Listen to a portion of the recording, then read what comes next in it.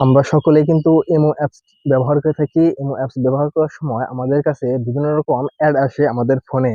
এই অ্যাডটি কিভাবে বন্ধ করবেন সেটি আজকের এই ভিডিওটি দেখাবো। তার আগে বলে দিচ্ছি, চ্যানেলটি যদি তোমরা সাবস্ক্রাইব না করে থাকো তাহলে চ্যানেলটি সাবস্ক্রাইব করবে এবং ভিডিওটি ভালো লাগলে একটি লাইক করে দিবে। তাহলে চলো শুরু করছি আজকের এই ভিডিও। প্রথমে আমরা ইমো অ্যাপসটি ওপেন করব। ওপেন করার সঙ্গে সঙ্গে কিন্তু আমাদের সামনে তুমি দেখতে হবে বিভিন্ন রকম অ্যাড চলে এসেছে। মূলত আমরা এই অ্যাডটি কিভাবে বন্ধ করবে সেটি আজকের এই ভিডিওতে দেখাবো। ইমোর থেকে অ্যাড সরানোর জন্য ইমোর যে প্রোফাইল আইকন রয়েছে এখানে ক্লিক করবে। তারপর তুমি দেখতে পাবে সেটিং নামে একটি অপশন, নিচে তোমরা সেটিংস ক্লিক করে দিবে। তারপর সেটিংসে ক্লিক করার পর এখানে দেখতে হবে ফাংশন নামে একটি অপশন, এখানে ক্লিক করে দিবে। তারপর এখানে তুমি দেখতে পাবে ভয়েস ক্লাব নামে একটি অপশন, এখানকার আই বাটনটি অন থাকবে, অফ করে দেবে। তারপর কনফার্ম এ ক্লিক করবে।